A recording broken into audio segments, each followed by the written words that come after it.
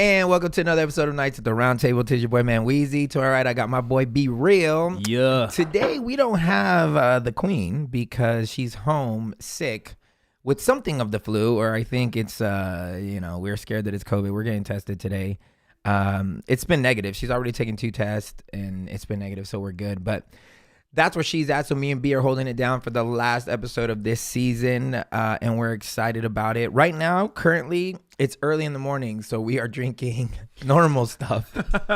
I got my BCAAs from the gym. I just got done drinking some coffee. Nothing crazy at 8 a.m. But this is good, yo. We're jumping into it. B, go ahead. Oh, is this a what you reading moment? Yeah, this is a what you reading. What you reading? Tell us. Let's go. I picked up this book by Brian Zahn, who you guys have heard us. We've talked about him several times on the pod, but he has this book called When Everything's on Fire, and the subtitle is Faith Forged from the Ashes. And so his big whole thing is that obviously in this time that we're living in an age of secularism, skepticism, cynicism, our worldviews have been shaken. In a lot of ways, a lot of people's theological houses, ideological houses are on fire.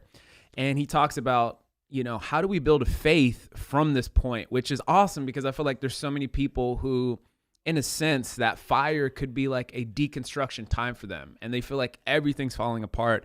And so he even talks about like, even in this time of deconstruction, there are some things worth saving. Right. And because, again, at the end of the day, your faith, your theological house is something that's sacred. It's something that's important. And so one of the stories he opens up with is years ago, remember when Notre Dame was on fire and the whole world was like mourning it. And it was kind of an interesting thing because I remember watching it on the news, and there's a lot of people who wouldn't consider themselves people of faith, but that beautiful sacred thing being on fire, it like the whole world is getting behind it. GoFundMe's, all these sorts of things. But a little known story is that it was 20 minutes from completely collapsing, like 20 minutes away. And so what ended up happening was there were some firefighters who refused to go in because it was too dangerous. And some other firefighters stepped up to the plate, volunteered, and ended up saving. Wow. And so what Brian is arguing is that there are some things in your faith that are just worth saving, even if it feels dangerous. And so that's the opening thing, but I love it.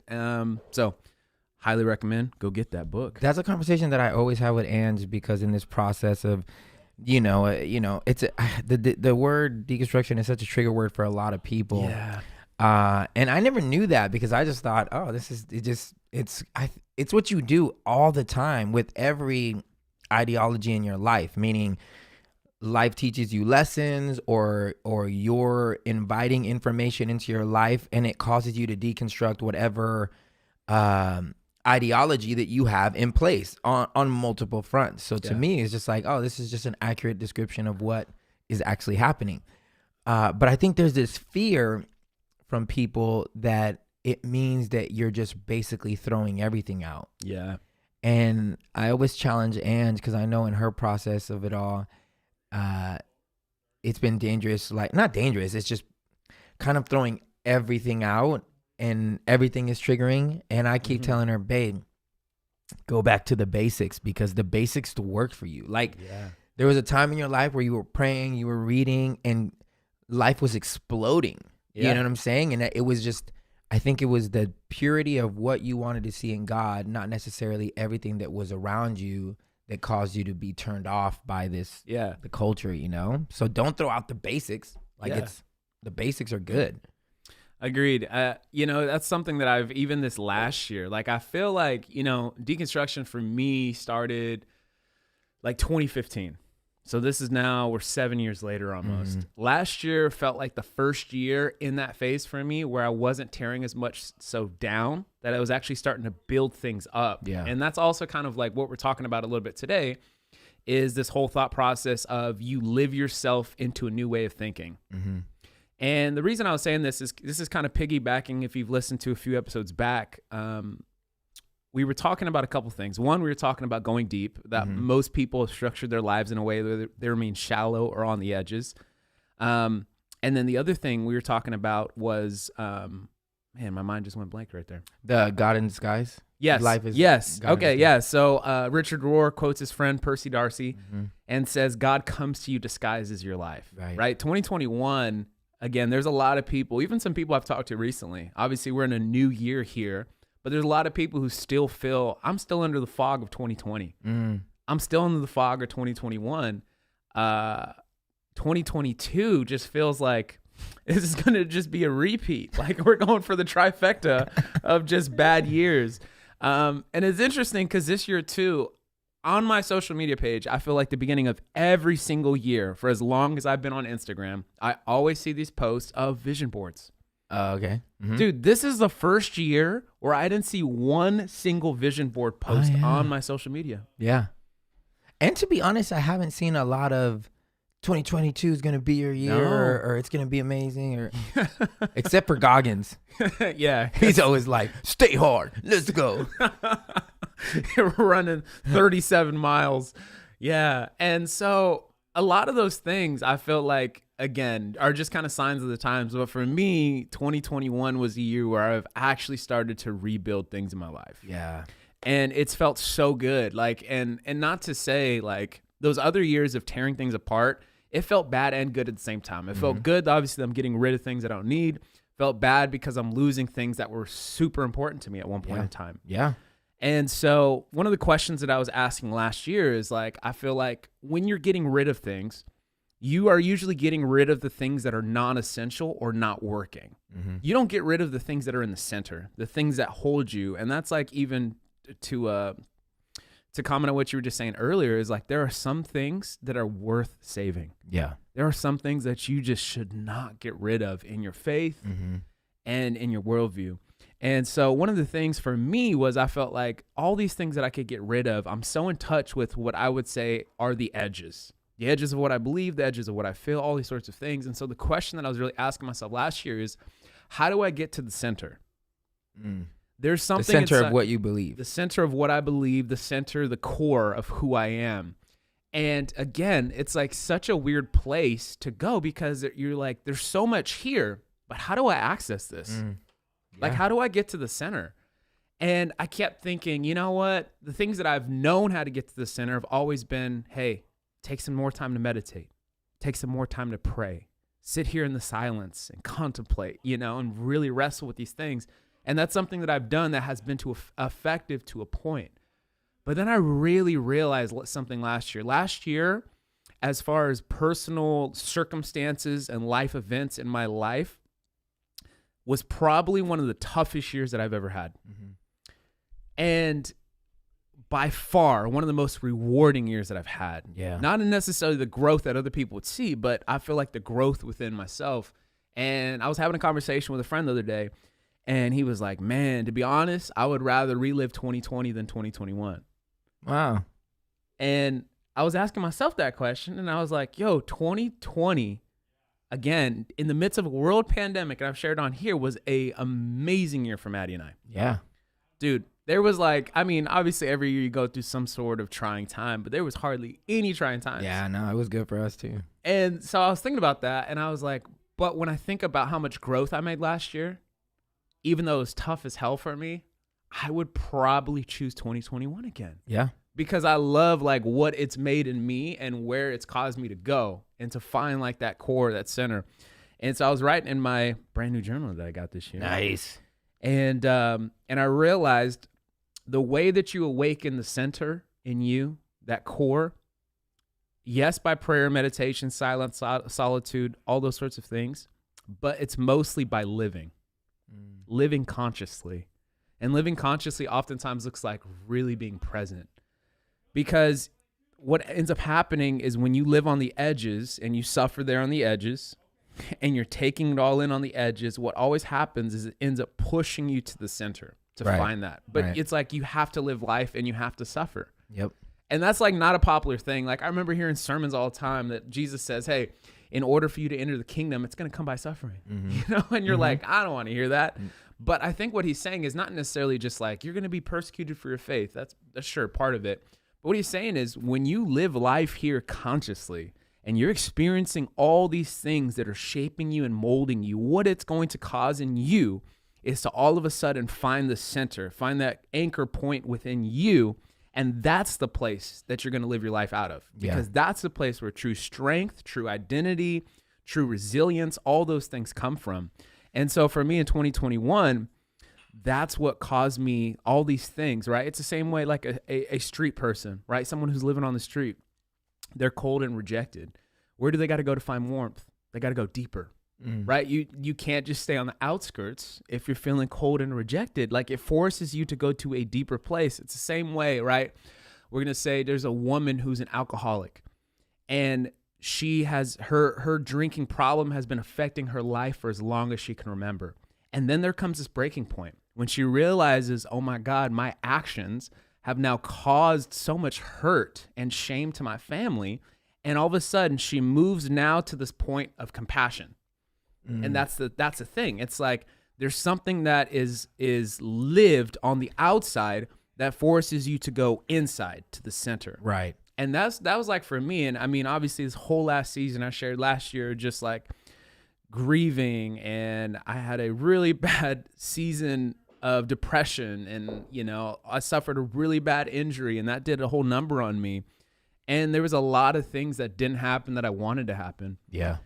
And it pushed me to the center, and it shaved off all the things that weren't necessarily me to help me rebuild from the place that I should have been rebuilding to start. Yeah.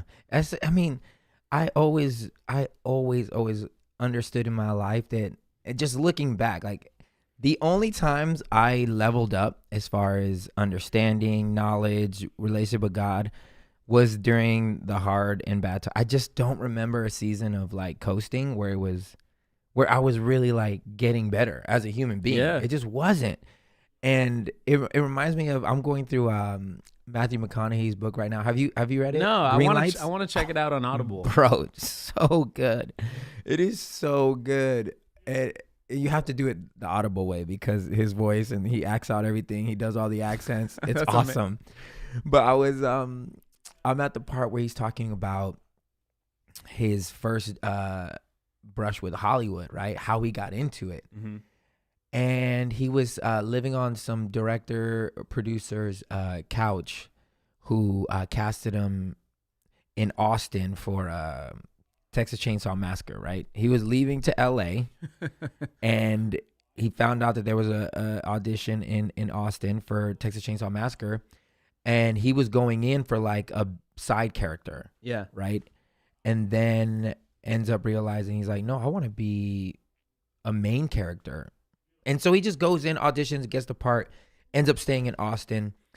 Then the director, who's from LA, he's like, yo, I'm going to LA. Director lets him stay on his couch, whatever, blah, blah, blah, blah. So he heads out there and he does that.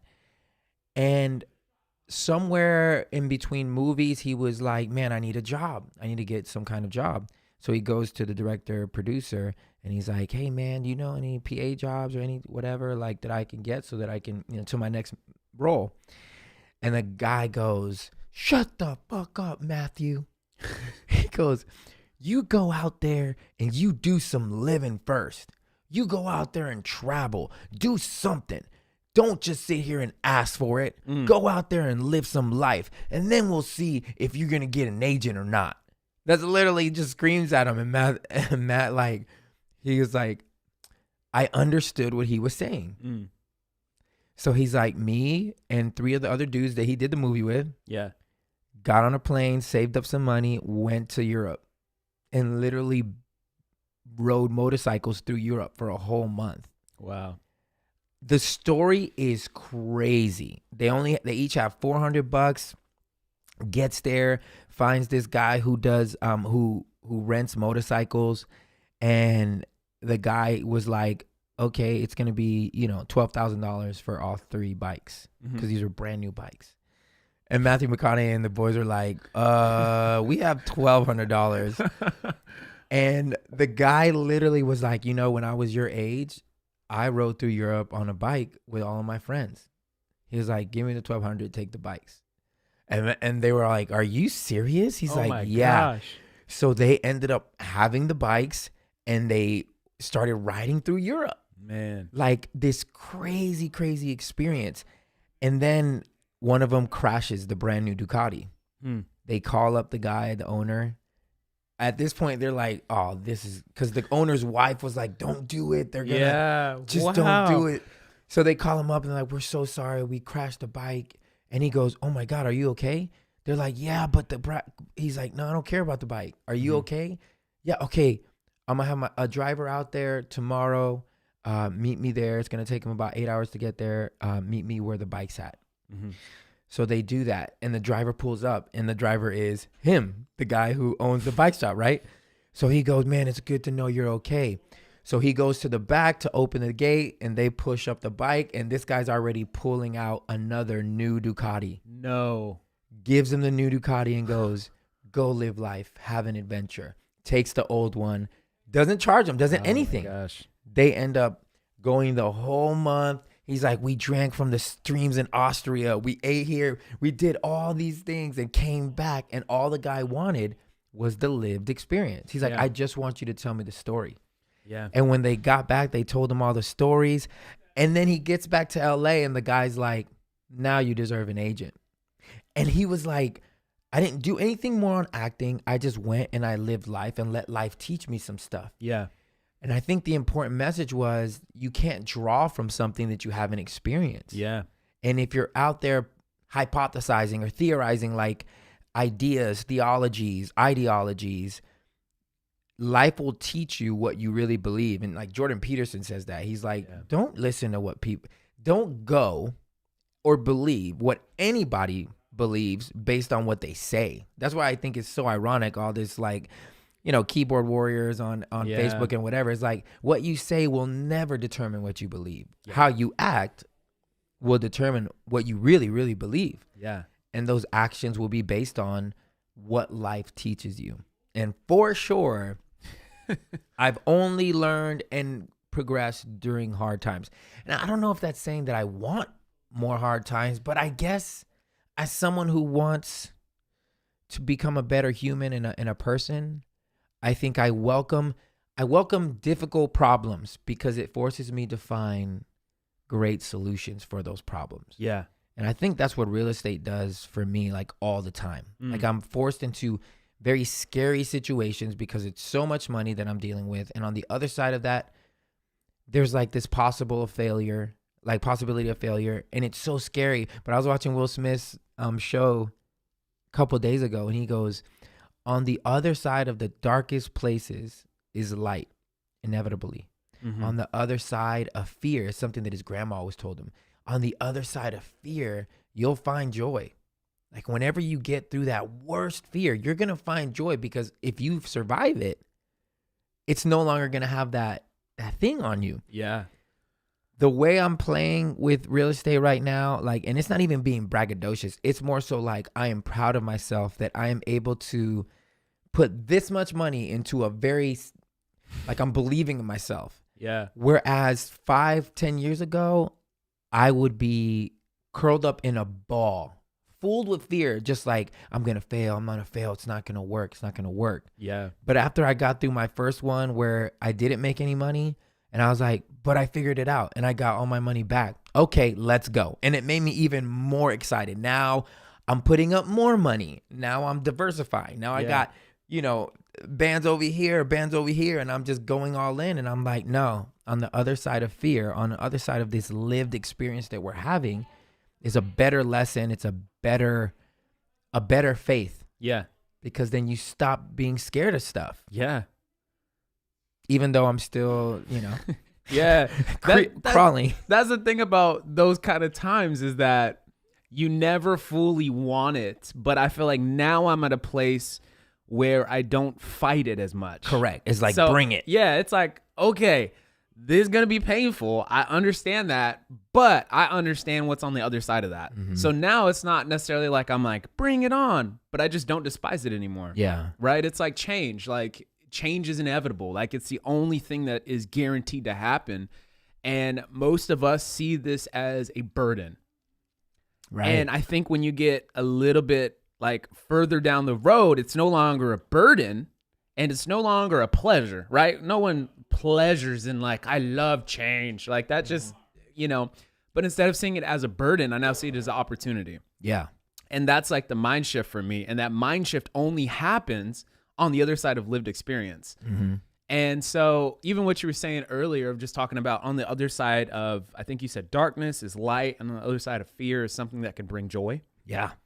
It was a couple episodes ago, but that's the problem that I have with cynicism, right? Cynicism to me is lazy. It's lazy because what someone is doing is saying, I have a problem with that.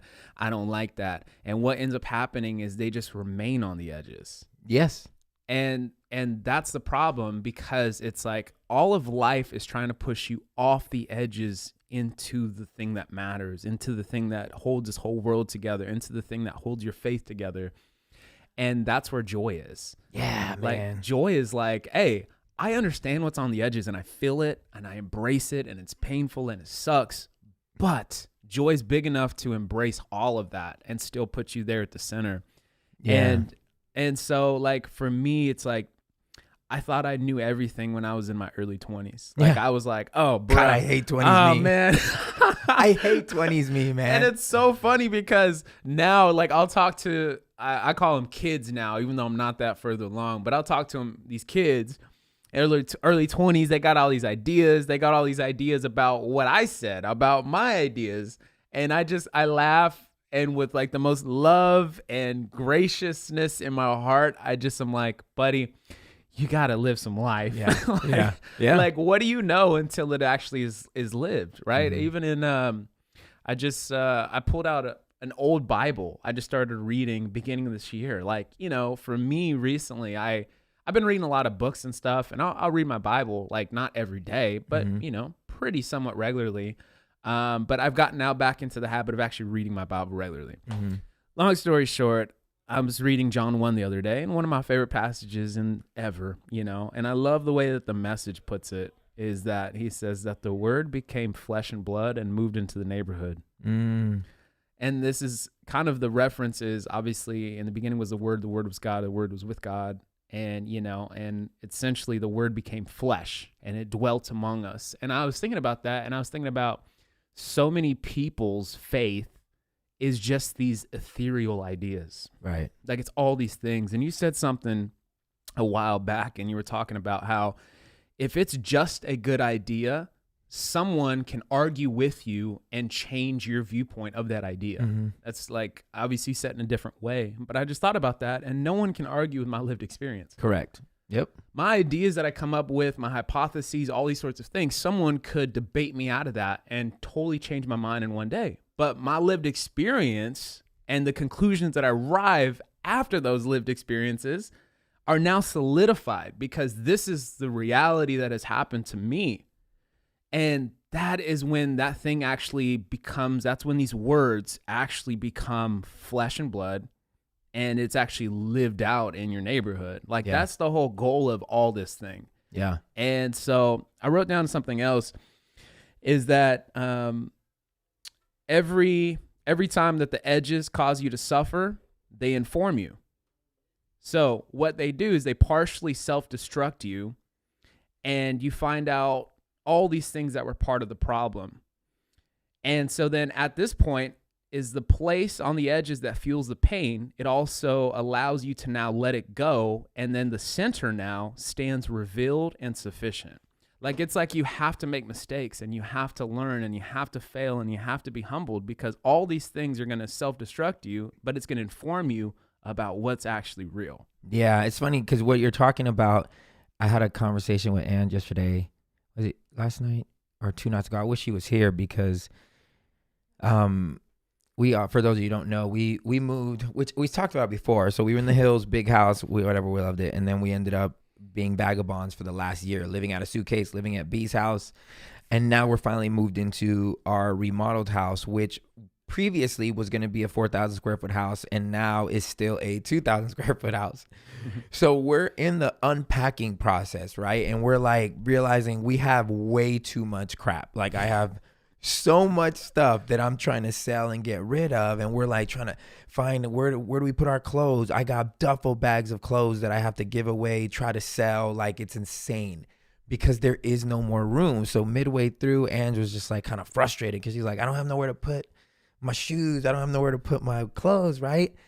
And as we're doing it, you know, my other lived wife, there's a Penelope, because they're both like twins, both twins. So they're both on the same energy. Both of them are like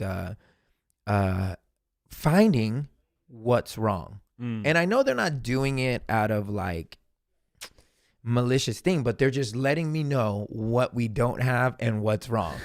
Pen's trying to figure out where to put her makeup and just trying to figure out where to put her shoes, and there's like a frustration, and in my mind I'm like, oh, look at this, is gonna be nice, oh, I can get this, you know, we can do this, you know, try to make everybody stay on a positive energy. So Anne says something that kind of got us into this really long conversation, because she was like, this isn't what I signed up for. And I was like, well, what did you sign up for? She's like, well, we had these plans. The house was supposed to be this. We were supposed to have a big old closet, a big old master bedroom. It was just supposed to be different. And this isn't what I signed up for when we moved out of Castlewood. And I was like, babe, what did we sign up for?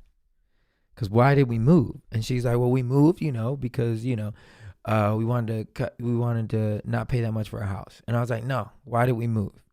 Like, what's the reason? Like, what was the core reason of why we moved?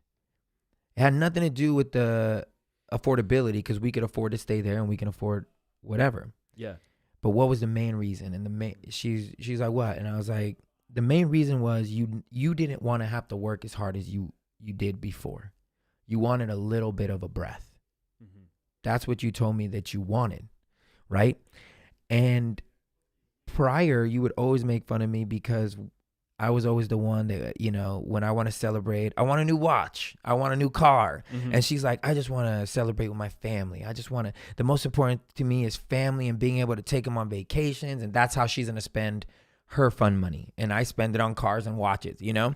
So she would always make fun of me. She's like, you're just, you know, I don't get it. You just like cars and watches. And I'm like, so either the girl back then didn't know what she really, really at a core.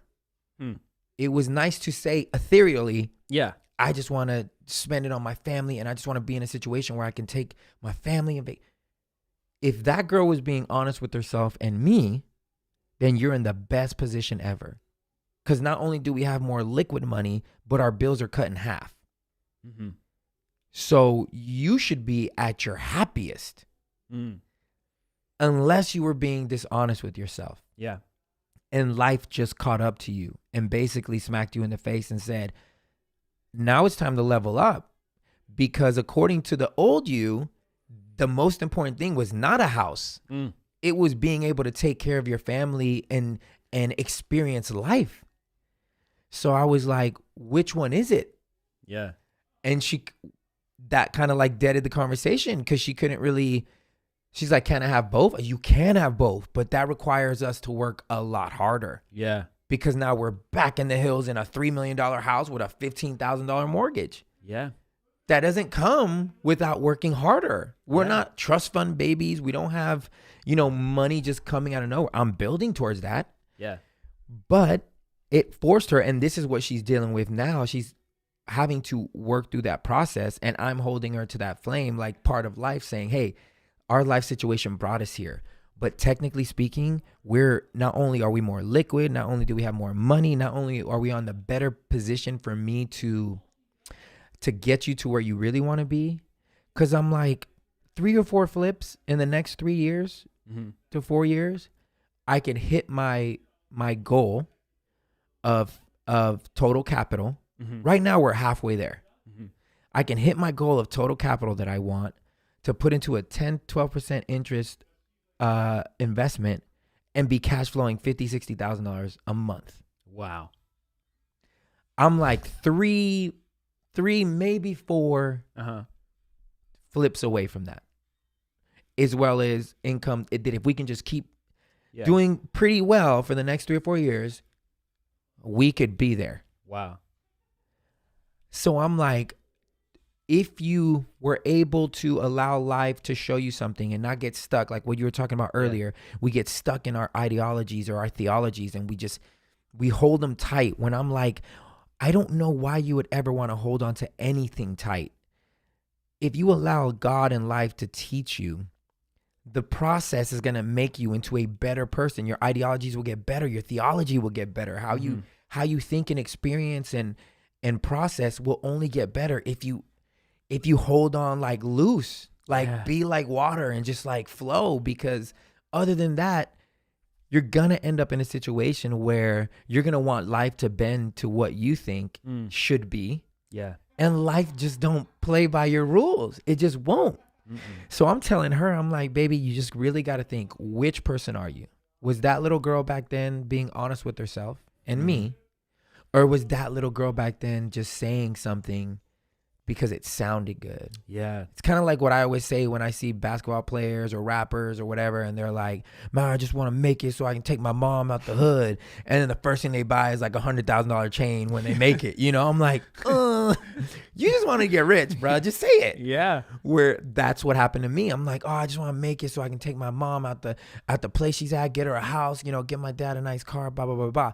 And then the first time Ange came to me and said, hey, I want to remodel my mom's bathroom. It's going to cost us 10 grand. And my butt clenched. I was like, what? Whoops. Like, what are we going to do? And I literally had some kind of like disagreement. And it showed something in me. And I had to call myself out. I was like, for a good day or two, it bothered me. And I was like, what is this? Because doing something for her mom is amazing. Yeah. Why am I feeling this like, no? And I was like, oh, because I was full of shit. I said, oh, when we make it, we're going to do this. But not really. Yeah. I just wanted to make it and have more money. Yeah. So I called myself out and I was like, yes, babe, let's go. And while you're at it, you know, we ended up getting her a car too. Like, yeah, let's go. And anytime she would ask me to do something for her family, I heard or felt that little come up. Yeah. And then I would be like, no, do it, babe. Do it. Because I definitely, life is showing me that if I left up to my own ideologies and my own way of thinking, it's a selfish way of self-preservation. Yeah. That's what it is. I just want to protect myself from being hurt, from being poor, from being wrong. Yeah. All these things. Yeah. You know? And I think what you said is so vital, so crucial. It's the self-preservation, and it's a false self-preservation, right? Like I forgot, man, who I was hearing talk about this, but they're talking about the shadow self, and they were saying that the shadow self is the only part of you that could get embarrassed, humiliated, angered, or like, you know, shook, right? Because our true selves, which I would argue is found in the center, is rooted in love. It's secured in love. Like, it's not in need. It's not in wanting. It's secure. Yeah. And so life comes to you. It reveals false self. False self's time is done. This is what you were really about. Like, I remember there used to be this water slide at Waterworld. So where I grew up in the East Bay area, there's this kind of somewhat big town called Concord. It's the city that I actually went to high school in. But anyways, Waterworld was like low-key one of my favorite water parks to go to. And the thing was, I could only do the big water slides that had the open top because I get claustrophobic. So some of those like tunnels that you're just going hella fast and you're just in darkness for like what feels like hours. Yeah. Scares the hell out of me. So I couldn't do that. But they had this one that was like this giant funnel. And so there was like this huge circle, and obviously it would funnel down to the bottom and then would push you out into this like lazy river type situation. And I remember when we were kids, we just thought it was the coolest thing that as soon as you hop in, you try and hang on.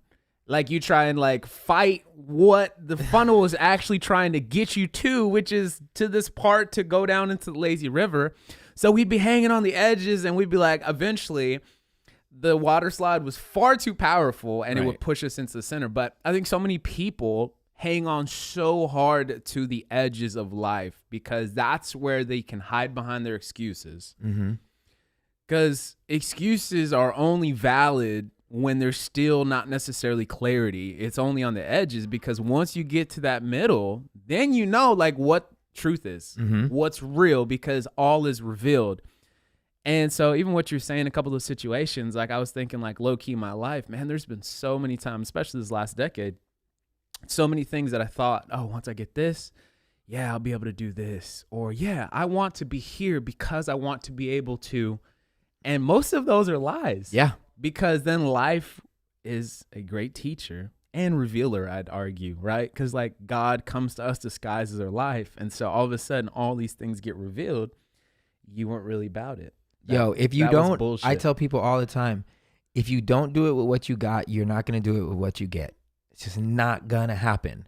And that's anything and everything. That's generosity. That's, like my nephew, my nephew was like, I want to be a rapper. And I was like, cool. I sent him the most basic mic, my old Mac, and just a basic setup. Mm-hmm. Probably like 3 months in, he's like, hey, uncle, I want to get a better mic, a better this and better that. I was like, how many songs you put out with the mic that you already have? He's like, 2. I was like, 2 in 3 months. Bruh, you think a better mic is going to make you do it more? You have before it was, I don't have a setup. I got to go to studio. I got to pay for it. Yeah. Now you got a setup and you only put out 2 songs in 3 months. Yeah. You don't want it. Yeah. You have to earn that microphone. Show me. Yeah. Put out 10 songs in 3 months. Show me that you're actually going to do it. Because if not, a more expensive mic it's not going to make you, your life, what you do, your actions, like we said before, is going to show you, what you believe. Earlier, you were talking about staying on the outskirts forms, like a more critical way of thinking, or in criticizing, like really is what it is. Right. I was listening to Jordan Peterson, and this is something that really, really rocked me. He said, most people who are critical, or who criticize a lot of things, are people who are disconnected from gratitude. They're no longer, they just don't live in gratitude. They're not grateful. Yeah. They can only see what's wrong and what could be better, as opposed to how far have you come? Yeah. Look how better you have become, or how better life has become. So, like Ann said a statement in our conversation where she's like, this is not home to me. And I was like, think about what you just said. Because there's other people that can say, this is not home to me. Why can they say that? Because it's a true statement, because they cannot afford a house. Mm-hmm. So they'll be renting somebody's house or renting an apartment, and they'll be like, this isn't like home, but it's my home for right now. Yeah. It's not my home. It's just the home that I'm in. Yeah. Well, why are you not in a home? Because I can't afford a home right now. So whatever. So I was like, imagine you in that situation.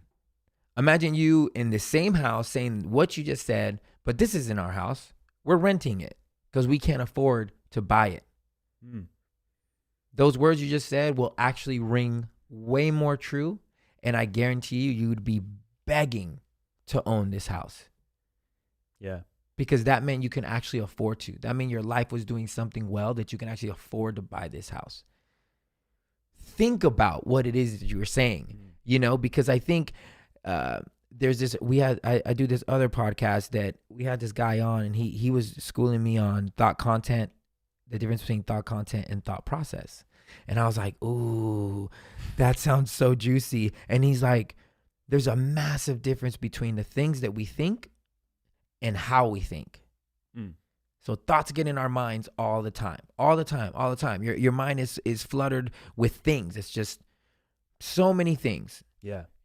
You think about those things at a rapid amount of a pace, and they stay in your mind, and you start thinking, oh, this is what I think. As opposed to thinking about things and saying, why am I thinking this way? Yeah. So I'm stressed. I got bills, or I'm thinking about my bills. I'm thinking about, my injury. I'm thinking about this person that cheated on me. I'm thinking about these things. And then you keep thinking about them. And then you start thinking, oh, there's something wrong with me. He cheated on me. Oh, my life sucks. I can't afford this. Oh, Yeah. Because these are all your thought content. So they become now the way or who you are. And then you start operating and making decisions based on the thoughts that you think. Yeah. Different approach would be, oh man, that person cheated on me. Okay. Why am I feeling less valued because he cheated on me or she cheated on me? Mm-hmm. Why do I feel less valued? Why do I feel like there's something wrong with me? Then you have to go behind. Then you have to go to the center. Why do I think that? Yeah. Do I not value myself? Do I really think that there's something wrong with me that caused him to go do that? Or can I look at this person objectively and say, oh man, he's probably just hurt. Yeah. He's probably just like thinking that he can live this way forever. And at the end of the day, he's going to hurt himself way more than me. Like what he did to me wasn't personal. Mm-hmm. He's doing this to himself. Mm. I'm just taking it because I need something to blame, because it's not enough for me to just say, oh, let me just show grace to this person because they're just hurting more than I am. For them to try to hurt me like that when I didn't do anything, they're probably hurting more than I am. That's a much more complex thing to have to go through, because not only do you have to work through your anger to offer grace to the person that hurt you, but then you got to offer forgiveness. Yeah. And then if you can't do that, then you got to ask yourself, why can I do that? Do I somehow feel morally higher than this person? That's just one of your thoughts. Yeah. But it forces you to go down this road with life as it's teaching you. And you're forced to now figure out, why do I feel this way? Why do I think this way? And then it changes everything. Yeah. Your whole like way of, so now that's thought process, not thought content. Most people get stuck on thought content. That's where theology and ideologies are born, right? You read something, you listen to the pastor, you whatever, and enough people think about it and you're like, this is what I believe. Yeah. Then life happens to you and you're forced to rethink. Like the first time I did a podcast with Jonathan Tulin or Andreas Moss now, and he, it was like, I'm gay. I was married to a woman the whole time. Me and him did tours together in the Christian industry, blah, blah, blah, blah. After that podcast, I had a mom email me who was a staunch believer. And she was like, hey, I'm so glad you did this podcast. Nobody knows I'm emailing you. I can't really go to my church for this. And she's just like, my son came out and told me that he was gay. And now I don't know what to do. I don't know where I can take him. Yeah. I don't feel safe bringing this, how I feel, to my church. I know what they're going to say. So I'm messaging you. And I was like, man, I didn't even think people like this existed. Like, I didn't even think this was a demographic. Yeah. But before that, she would have been like, gays are going to hell. This is what the Bible says. Then all of a sudden, my son's gay. How do you interpret these scriptures? Yeah. Now she's asking me questions. How is there... She's basically asking me, like, she's basically saying life has just taught her the craziest lesson and she needs a way out. Yeah. She needs some kind of hope or a way through the darkness, because now she knows, oh my God, the way I've been thinking, feeling, I can't project that onto my son. And I think that day she really found out what the God in her really wanted her to be like. Yeah. Because now all of a sudden there's mercy and grace to go around. Yeah. Now it's like, find me a way for my son to not end up in hell. A month ago, it would have been like, sorry, all gay people going to hell. Yeah. And I was like, ooh, this is bonkers, which is why I always say I will never hold on to being right. Not anymore. Because life has just taught me too many times how not equipped I am to be an expert at anything. I'm just a freaking finite human being throwing out hypotheses that sometimes are right in certain seasons, but then in other seasons, they're not right anymore. Yeah. Sometimes it works here in the now, and then 10 years later, your life is different and there's different variables, and that same answer won't work. Yeah. A year from now, 2 years from now, it just won't, because you and life have this beautiful dance that you're doing that God is the music to, and you're realizing, man, the beat changes, the BPM doesn't stay the same, and we all got to be like fluid. We're going to go from a foxtrot to a freaking salsa to a freaking, and all of it is beautiful if you can flow with it. Yeah. If not, there's going to be a constant deconstruction, like a constant tear down of walls. But how about you don't build any walls? How about you just run in a field that has no walls and let God be the wind, and he just kind of like ushers you, like you're just following this beautiful thing. Like, that seems so much better than me, like to me, than what I was doing, building houses that I have to tear down a year later. Yeah. Because I realized, oh, I wasn't right. I wasn't right on any of these walls or foundation.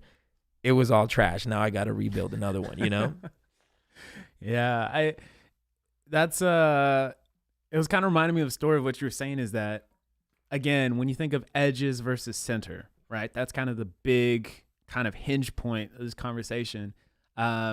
Years ago, I remember experiencing my first tornado. Where was I at? I want to say I was in Oklahoma somewhere on a ministry trip. And I remember we were in the hotel, and this was like my first time I ever experienced a tornado, and it was so scary because us Californians, I'm like, earthquake, shoot, I'll sleep through that. Yeah. You know, like easy. I think even Anj has a whole bit like this now in her new hour. And so I remember thinking, wow, this is really scary. Like, hopefully I could stay alive. You know, but I remember waking up the next morning after an eventful night of sleep. And I remember this one tree that I had noticed the day before, and it had some like nice little nests in it and stuff in its branches. Ends up getting like ripped up. Now, the only thing that really stood was it had a huge like base or foundation of it. And so the roots stayed strong throughout the storm, but a lot of the things that were on the branches just got ripped up. And I feel like so many times when you don't have that lived experience yet, and you just got all this head knowledge and you got these good sounding ideas, like the storms of life are going to come and they are going to get you. And if you have put everything on those branches, you are going to get destroyed. Mm-hmm. The only thing that's going to be standing is the thing that's strong enough to stand. And again, so I've realized that this last year in rebuilding so many of these things that I'm now adding to my house, right? Because I think visually, I still like the framework of having a house. And I think this house is huge. I just think that there's a lot of rooms that are unused, or rooms that need to be completely gutted to create more open space within the theological house that I'm building or whatever. And so I realized, oh my gosh, these are the things that have still been remaining after these last 6 years of my life. Oh, this is what I need to continue to build out from. And this is the place that I need to live from. And again, obviously, I think I've made, especially this last year, I made some dumb mistakes, some mistakes that I could carry with me. But reminded me of this quote I was reading the other day of Julian of Norwich. And it says this, commonly, first we fall and later we see it, and both are the mercy of God. I love that. First we fall and then we see, and both are the mercy. Like so many of us, we think of like the mercy and the kindness of God only comes after we've repented. But like when you think of that, like falling, failing, living life knocking you down on your ass is like, it's part of the grace of God. Like the fall in the garden, immediately after the fall, God, he covers them, right? It's all part of it. It's like you can't really fall into the meat of this life unless you're constantly going through the cycle of like failing and falling and stumbling. And then you get up and you run and you jump, you fall, you get hit. Like this is all part of the circle of life. That's all baked into the system. Mm-hmm. And all of it, it's the mercy of God. Yeah. It's funny because sometimes we'll think the mercy of God. I used to think the mercy of God was when I wasn't going through stuff. Yeah. But the mercy of God is not going to be like displayed that way. Like it's not one of those things where, it's the and could you say that? Yes. I'm just not experiencing it the way I do when life does try to take me out, and it can't. Like I feel mercy and grace a whole different way than just someone who's like, nothing's happened to me. Awesome. God's mercy is with me. Like, oh, thank you, Jesus. When it's like, no, the whole world came at me. I'm still here. That hits different. Yeah. That hits way different, man. And again, Jesus, I'm not saying to bring me through shit, but I am saying that I do welcome the necessary moments in life that teach me lessons that humble me to the point where I know that I still need a savior. I still need help. I still need advice. I made a decision yesterday. I signed this contract to jump into this commercial real estate deal. And everything goes right now. Real estate is like my best teacher. It's like, it's so funny. God just does everything through real estate right now. And I was so nervous and so afraid of signing this thing. And it's an amount that's a lot, but it's an amount to which I'm like, okay, I can gamble. And I'm not really gambling with it. It's just that when you hand over money to someone else, it's this real estate venture where, you get a bunch of investors together and we all go in on a certain amount for a preferred return. Mm-hmm. There's a fear because you're handing money over to somebody that I know them, but once you hand somebody a bunch of money and say, hey, make me money with this, you start really questioning your relationship with that person because you're like, do I know you? Like, do I? And I remember I was driving through Malibu yesterday, and I was like, I pulled over and I started asking him a bunch of questions, like just grilling the dude. And I was just like, you know what? At some point, like in this point of my life, I just have to jump in and not let fear take me out. Or if it does take me out, if this deal does go sour, I'm going to learn something. Like I'm going to learn something amazing. And I guess that's what we're really saying. Like you have to remove yourself from the edges, get yourself away from the outside of your life where maybe you're a little too critical about everything. I'm coaching somebody right now and I love her because she's going to hear this, but I'm never going to say who it is. And we die laughing because she's doing the dating apps and stuff. And the freaking cornballs that come at her. Like, I'm like, I didn't think people like this existed, but just straight cornball, cheesy people. Dude. Like, first message, what's up, my queen? No, what was one of them? She was like, hey, how you doing? Nice to meet you. How you doing today? And the dude goes, better now that my queen messaged me. I was like, we were both like, what? Immediate, like, we X'd them out. But I think about, I feel like at the same time that I'm laughing and telling her to X them out, I'm like, you know what though? Maybe like you should at least give him one more chance to message back, because when you shut things down prematurely, or when you're too critical of a certain situation, you do end up finding yourself in a circle that you can't get out of. Yeah. And I remember hearing that, like, we stay critical, and she noticed it. We even noticed it when we did it with Bobise in the first season, where it was like, oh, it's way too easy to swipe and judge someone so easily. Dude, that's my sister. She didn't take 2 seconds. No. She is so just fast. Swipe. And we're like, all like, dude, just slow down. See what they're about. It's creating something in her life. And I think that happens to us too. Like, when we look at situations that we're most critical of, situations that could be greatness on the other side of it. Yeah. If we swipe too quickly, man, you may miss out on becoming the better person that you would like to be, or finding your center, moving from the outside of your life where it is easier to just be afraid or be critical and not move in. I think that should be like our word for the year. Yeah. Like get to the center. Yeah, get to that place that is real within you. And that's like, I realize I'm wired this way, and not everyone's wired this way. Not to like pat myself on my own back or toot my horn, but it's just how I view all the things in my life that come at me. It's like, how do I move forward through this? You know? So I think for people coming out of a rough 2 years and a start of a year that feels eerily similar to last year, that is like, life happened to you in a way to move you forward. Like, that is the flow of the universe. Like, the universe wants you to win. Yeah. And I think a lot of people don't actually believe that. Like, they actually don't believe that there is some benevolent God who actually wants you to progress and move forward into being a more whole person. Yeah. So all these things in life are coming to you as an invitation or an opportunity to move forward. And the holdback is just ourselves. Like, we get stuck on what's happening and not, why is this happening and what is it trying to show me? So like, I think moving into this new year, it's like, if you haven't learned or you haven't grasped what these last 2 years of this last year was trying to get and like make within you, then you really need to answer that question before all these other peripheral things. Yeah.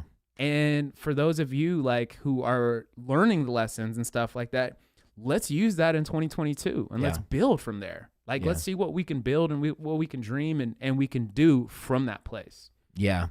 I did a video for the Patreon members, and if you're not a Patreon member, consider it. Be great to have you. Patreon.com/NATRT. There's a link in the description. And I asked them, this January, I was starting off with 10 manifestations, 10 things that I'm going to speak into existence that I'm going to go after. And I've done this before. I just never kept with it because not meaning speaking the manifestations. I always act like I'm going towards these things, but I think there's something. And the reason I say I think, because it's, manifesting comes from an actual speaking it into existence, like you're just speaking it over yourself. There's power in your words. So I always stop saying things and I just work towards them. Right. But this year, what I'm going to try to do is continually say the thing. So I listed 10 and I invited you Patreon members. Well, now I'm inviting everybody who hears this to list out 10 things that you're going to try to accomplish this year. Write them down and have somebody that you can stay accountable with. And it's not, I can't stand New Year's resolutions. It's not, if you're a person that does that, and you never come through, like maybe this is not what, this sounds like another one of those. This is for me genuinely, or anybody who is beyond tired of the status quo or the same old, and they do want to find the center of who they are. I've listed out 10 things. I already knocked off one of the things with this new house that I bought. And so I'm going hard this year and I'm manifesting these 10 things. And I know that all these 10 things on the other side of them, the difficulties they're all difficult. But on this other side of it, I know I'm slowly but consistently walking myself to the center of who I am. Like I feel it. Like I'm like, yes, these things will happen. I will accomplish them for the sole purpose of finding more of me in all of this, Yeah. So we just want to encourage you guys. Check us out there. If you're listening, subscribe in all the places. If you're watching on YouTube, if you don't know we have a YouTube, there's a link in the description. Come check us out on YouTube so you can see our faces. Usually we looking good. So I'm just saying, like, if you want better things to look at in your life, I'm just kidding. We love you guys. And like we like to say, we pray you find a seat at the table. But if you don't, you're always welcome at ours. Cheers. Cheers.